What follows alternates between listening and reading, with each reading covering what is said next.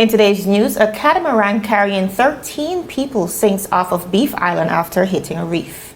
Prominent police officer's son charged for attempting to smuggle cannabis into Her Majesty's prison.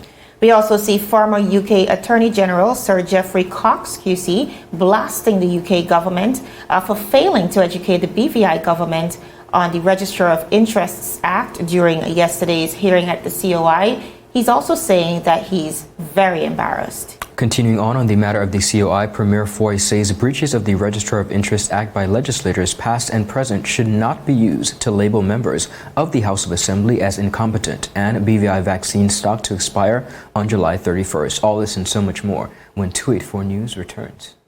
The wait is over! CCT Fire is here! Experience ultra-fast download, seamless streaming, and even more reliable connectivity on an all-new fire-blazing super-fast CCT Fiber network.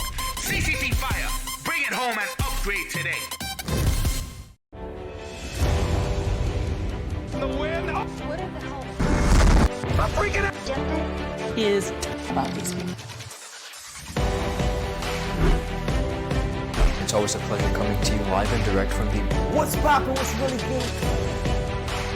Davis has won it for the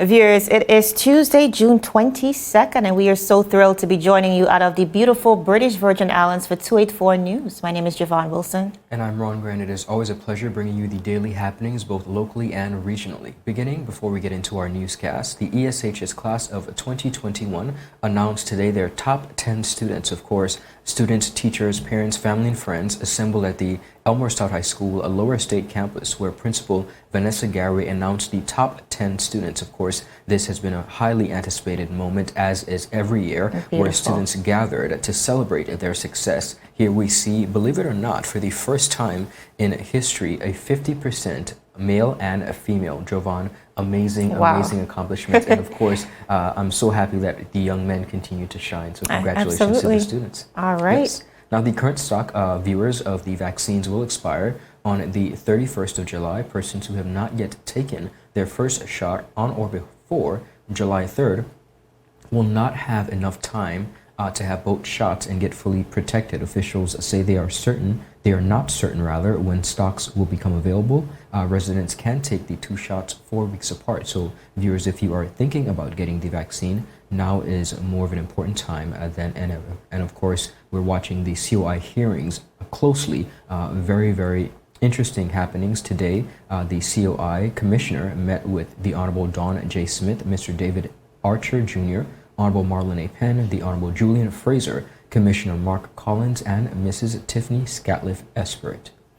Now, viewers, speaking about the COI, that's how we're kicking off today's newscast. Now, Sir Geoffrey Cox QC, who was hired to lead the BVI Government's Inquiry Response Unit, also known as the IRU, openly condemned the UK's failure to educate local government on the Register of Interests Act during the June 21st hearing of the Commission of Inquiry. Now, Mr. Cox said that as a UK citizen, he is embarrassed at this shortcoming, adding that simply passing the act was not enough. The UK, as the administering power, had an obligation to ensure that the BVI was not only familiar with the terms and conditions, but also trained on compliance and ramifications in the event of the declination. Listening.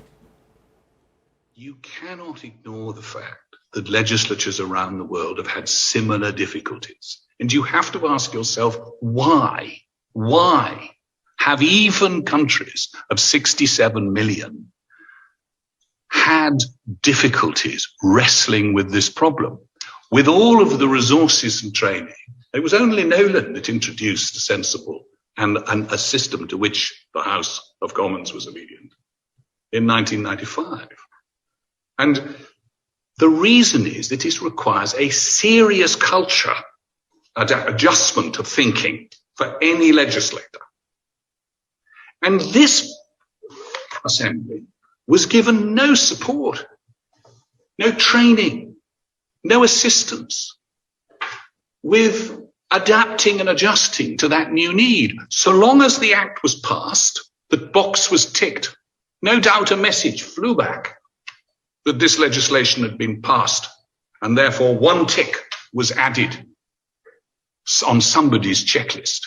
But what should have been done, and what we had a duty to do as the United Kingdom, was offer practical and real support.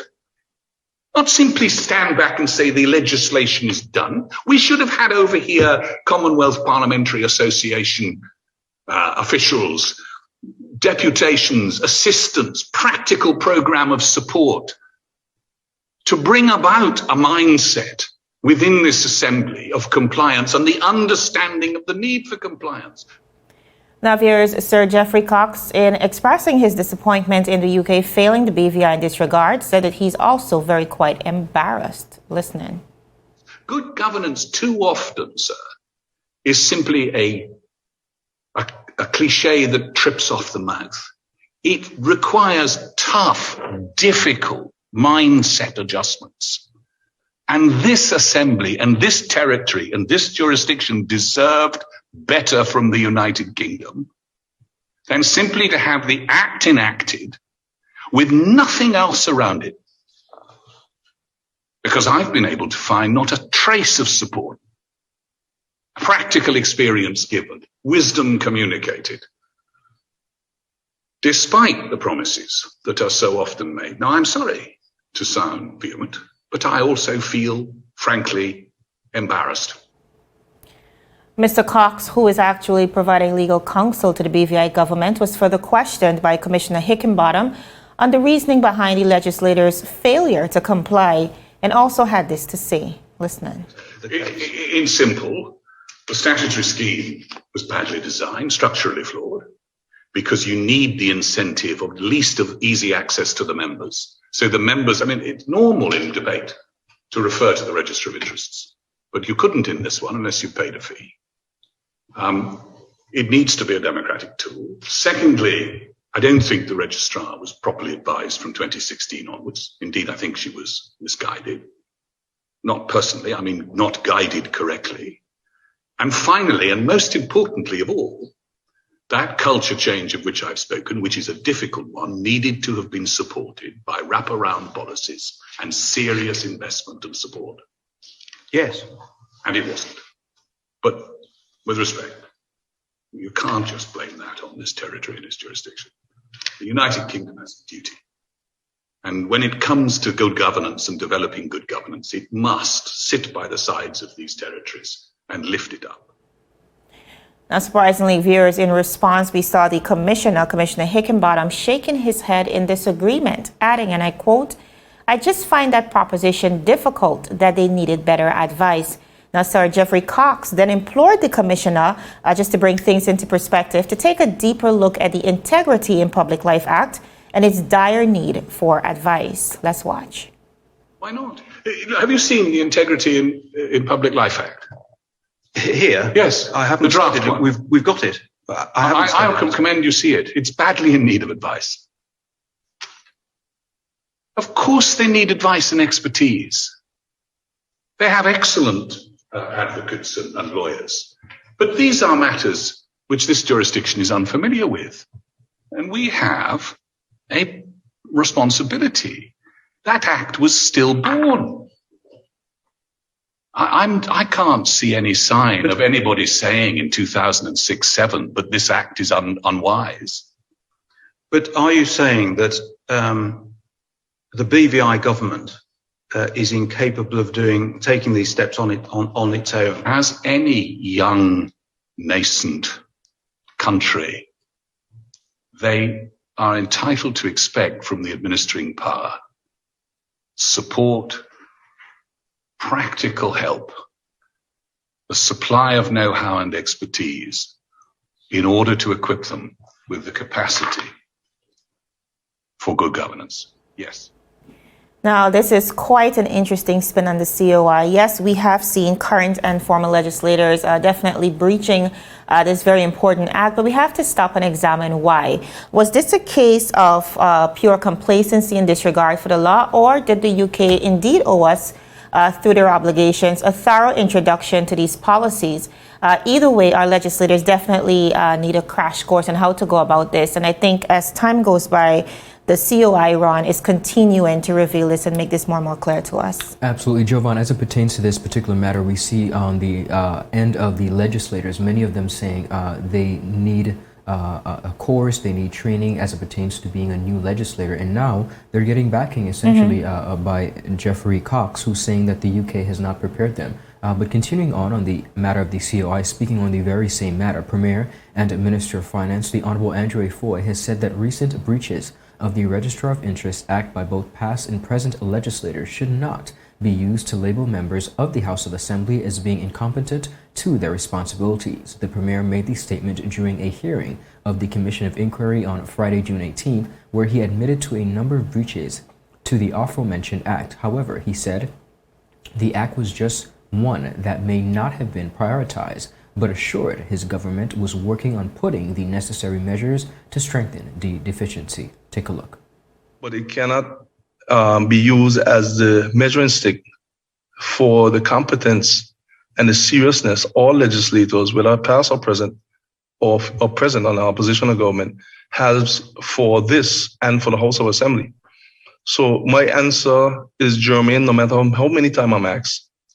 The House has already dedicated itself to improve this system, and the government side is working feverishly to get to cabinet the legislation that's going to hold us more accountable in a manner that we cannot even miss without the registrar giving us a prompt now and again. I do say that it's not correct, but it does not by any means paint a picture of how responsible we are as elected officials overall. This is one in many. Now, viewers, Premier Foyle also pointed to a number of variables that would have contributed to some of the House of Assembly members not having sufficient time to prioritize the Act. These included the tragedy of 2017, of course, that's the hurricanes, Irma and Maria, which devastated BVI, costing millions of dollars in damages to the territory, and most recently the COVID-19 pandemic, which resulted in numerous lockdowns and setbacks. Now, Premier Foy said these recent tragic incidents should not be divorced from the equation when assessing why some of the members may not have been able to submit their declarations on time for some years. Listen in.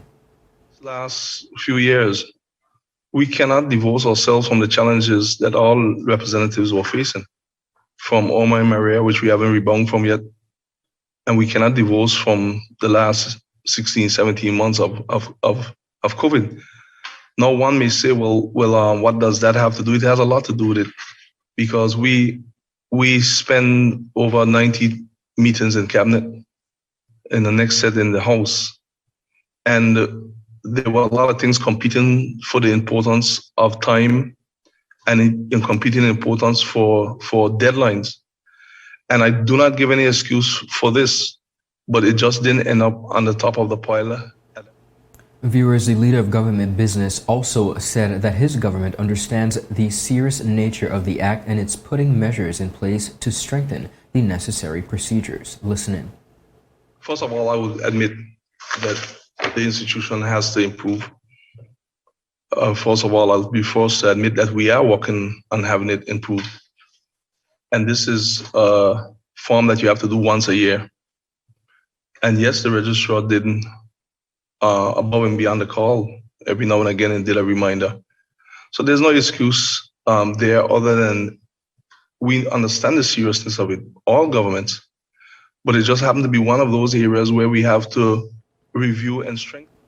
Of course, viewers, Jovan, as well, we are hearing a number of different reasons why this should not be taken to such extreme. But I do think in the final analysis, when given a position and being required to submit to a certain mandate, I do think that this shows that on all fronts, as legislators and the persons that work closely with legislators should absolutely take this to the utmost of seriousness. I think it speaks volumes when you're asked to prepare documents, to present certain documents, and for example, in some cases, 6 years have gone by and you have not done it. I don't think it's the right message that we're sending. Absolutely. We also see Sir Geoffrey Cox today, yesterday actually, Monday, during the June 21st hearing, also speaking to the fact that even the registrar breached her statutory obligations.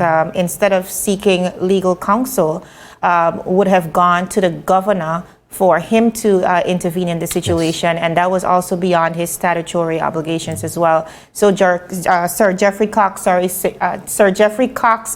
saying that both the registrar and the former governor, Governor Aspirit, were also in breach of what they were supposed to do. So this is just a situation, I think, a pivotal learning lesson for the territory, and as we move forward, we definitely know what to expect from our legislators.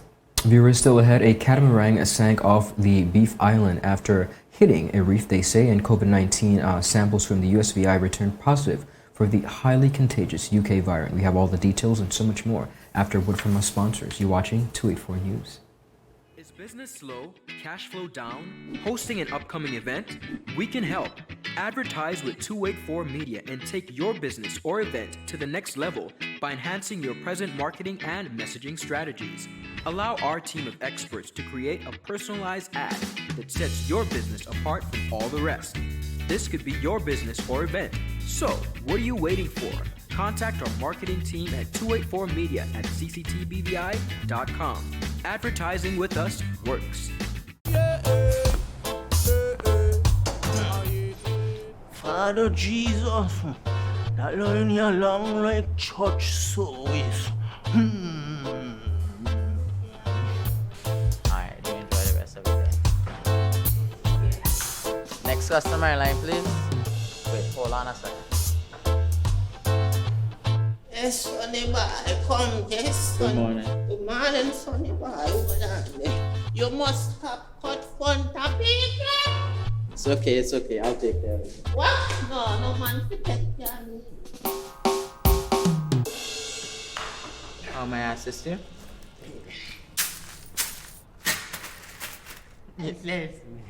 You want top of power? You want top of power?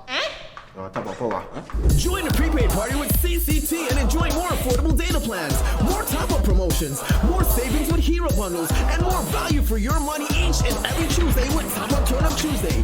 Visit a CCT store today or anywhere CCT Top Up is sold and top up your phone. 5, 10, 15, 20, 25, 30. You want top of power?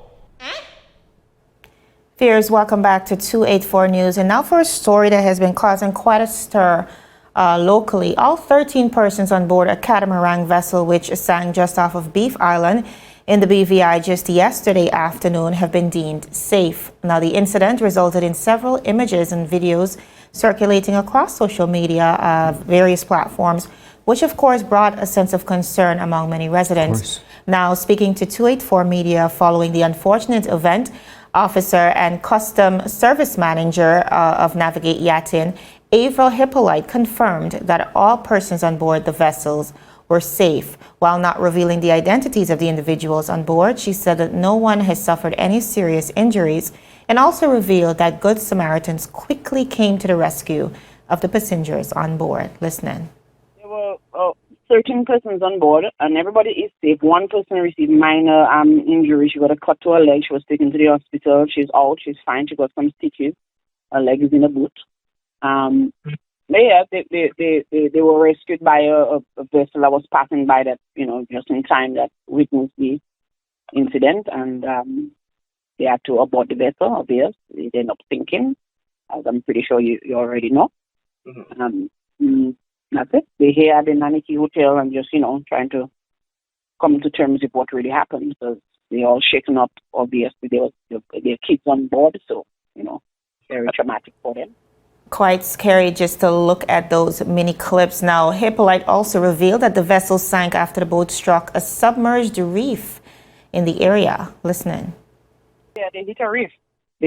That's what happened. There was another vessel. The captain said there was another vessel coming either in the opposite direction, which caused them to go a little bit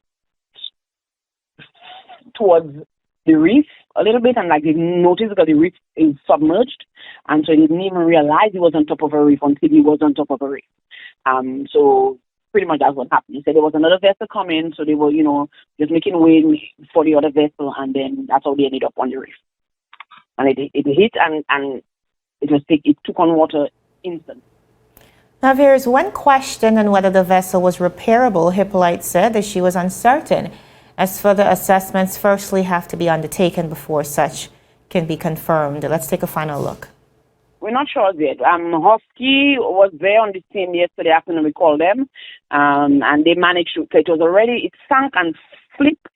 So Husky was able to, turn the vessel over. And actually, the last photos I saw of it, it was up above water. So I think the plan was to beach it and pump out all the water inside, and then tow it back here to Naniki to all this. They're gonna lift it in the yard. Now, our newsroom was also able to reach out to the operations manager of the Virgin Islands Search and Rescue, which of course is very well known as VISAR, Phil Aspinall, who also confirmed reports of the incident. He said that VISAR was made aware of the incident, but upon getting to the scene, the passengers were already rescued and safe thanks to persons on a passing yacht. Such an unfortunate event, but I'm sure, I'm very happy to say the least that all 13 persons were able to get off safely. And again, just a testament to who we are as a people. A passing yacht saw a vessel in distress and was able to assist all 13 persons. Now, one of the concerns coming out of this story, though, however, is in that area, Beef Island, persons really calling for, some persons have said there is a marker there, but some persons are now saying that maybe a brighter marker, more visible marker, but also calling on captains to pay attention to these markers to avoid damages like you see in this instance. I think we've seen this situation, Jovan, many times, but it does call for a collective effort of paying attention and a proper understanding of the area as well as proper markers. But we are so thankful that all 13 persons have been secured. This could have gone south easily. Absolutely. Continuing on over the region, we're panning across to the USVI. The VI Department of Health announced on Monday that 19 COVID-19 samples sent out for testing returned a preliminary positive result for the UK COVID-19 variant, the highly transmittable strain of the variant disease that has since spread throughout the US and other continents. Department of Health Commissioner Justa Imarako made the announcement during the Bryan administration's COVID-19 press briefing on Monday. She said, and I quote, "We recently announced the preliminary identification of the B117 COVID-19 variant, also called the UK variant. A total of 19 of these samples came back with the preliminary results. Now, the B117 variant is more contagious," she said, "but does not necessarily make the exposed any sicker." The commissioner added, she also said final results would be provided today by the Yale University. Now, the UK variant is believed to be up to 50% more contagious than the dominant strain, but health officials say the current strategy of wearing masks and social distancing works against it very well. Scientists say the mutation changes the spike protein found on the surface of the virus by increasing its ability to latch on to human cells, allowing the virus to spread 50% faster than the dominant strain. Now, of course, the variant has at least 23 new genetic changes, which is unusually a higher number. According to scientists, the spike protein contains amino acids that use furin, a body enzyme that breaks down cell coatings and allows COVID-19 to penetrate. Pfizer said the vaccines protect against the UK variant. However, to beat the virulent disease, 80% of the US population would need to be vaccinated. CDC scientists say 10% higher than some federal officials had anticipated. A number of other strains have since emerged, including one from South Africa named B1351, which contains strains similar to the strain first reported in the UK, but with another mutation named E484K that isn't present in the UK variant. Now, viewers, according to the Wall Street Journal, researchers believe that the E484K mutation has changed the shape of the COVID-19 spike protein, which the virus uses to attach to and infect human cells. One of the more recent and trending strains, called Delta, has been affecting the UK and has caused a delay to the long-awaited easing of COVID-19 induced restrictions in Britain. Now, according to the WSJ, the Delta variant is considerably more transmittable than older strains of the virus, and the infection is more likely to result in hospitalization. However, British data shows that vaccines offer somewhat diminished protection against infection with the variant, but substantial protection against severe illnesses, especially after the full 2 doses, according to WSJ. Now, viewers, almost 80% of adults have received at least 1 dose of the vaccine in the UK, and some 57% are fully vaccinated. That compares with 64% and 54% in the US, respectively, wrote the publication. Jovan, we see where again the new UK variant is hitting us as close to the US Virgin Islands. Close to home. And I think this is, of course, not extreme panic, but cause for concern. And I guess most definitely it brings us to the point that we are not out of the woods, and we still need to be as vigilant as possible. We're opening our borders to residents and visitors, but it is not something where we can just fall back on the protocols that have been in place. Absolutely, and it really boils back down to the fact that some of the vaccines that we've been receiving are not, like the article says, diminished protection. Yes. As these new variants continue to cross the region and get down at least to our part of the region, it's very scary just knowing that the vaccines were not necessarily produced to protect us against these new variants. Correct. What then are we supposed to do? And I think those questions remain unanswered. And even the health experts across the world are trying to get those questions answered. So viewers will keep you updated. Now up next, big allegations. A police officer's son caught trying to smuggle cannabis into Her Majesty's prison. We have all the details when 284 News returns. Brilliant Hands and Minds tutoring services, one-on-one tutorials in math and English, intense homework assistance, academic enrichment, school projects, effective communication and public speaking development, sign language for adults and children on Saturdays only. Registered with the Virgin Islands High School Certificate Program, Brilliant Hands and Minds can help you too. Offering intense curriculum-based training to help you or your loved ones get their high school diploma. It's time to make your family's education a #1 priority. Hurry, space is limited. Brilliant Hands and Minds Learning Center.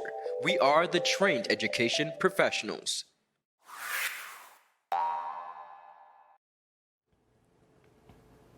Viewers, welcome back to 284 News. Now more on the local scene. The son of a prominent police officer was yesterday caught trying to smuggle marijuana into Her Majesty's prison at Balsam's Gut.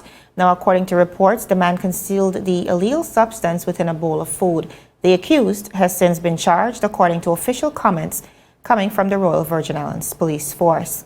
Now, Information Officer of the Royal Virgin Islands Police Force, Ms. Diane Drayton, said, and I quote, Mr. Glenville Callwood, 26 years old, of Boggers Bay, was charged with unlawful possession of a controlled drug. He was granted bail for his later appearance at the Magistrates Court, end of quote.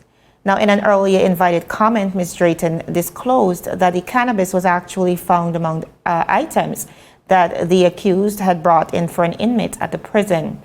Now, viewers, this is not the perpetrator's first run in with the law. In 2016, he was found guilty of threatening to kill a cop and sentenced to 2 years and 4 months in prison. At that time, a magistrate, overseeing magistrates, that is, Ms. Tamia Richards, further activated a suspended sentence for the unrelated burglary committed in 2012. Now, as we move on, as it relates to the Royal Virgin Islands Police Force, as you all know, there was an operation on Sunday. Now, 1 motor vehicle and 4 scooters were confiscated during that operation by the force, which resulted in at least 1 driver being arrested and several issued tickets. Now, this was revealed in a media release from the Royal Virgin Islands Police Force on June 22nd, that is today, of course, which said that a 10-member team from the Road Policing Unit, Armed Response Unit, and the Beaton Patrol Unit conducted the operation. According to the police, the operation team reported 3 persons for prohibited tint, 2 for having a loud muffle, and 1 for driving in an unlicensed and uninsured vehicle. These 6 persons will subsequently be charged. Now, Mr. Mark Collins, in speaking to the operation, really lauded the officers for their persistence and also warned the public that similar operations will continue throughout the summer And definitely this is something to look forward to. These persons who are in breach of the law are strongly advised to make the necessary modifications to their vehicle. Viewers, that is all the time we have for today, but not all the content. Check us out on 284 Media. But for now, my name is Javon Wilson. And I'm Ron Grant. It's always a pleasure bringing you our daily happenings, both locally, regionally, and internationally. A terrific Tuesday to each and every one of you. Do have a good rest of the day. Bye-bye.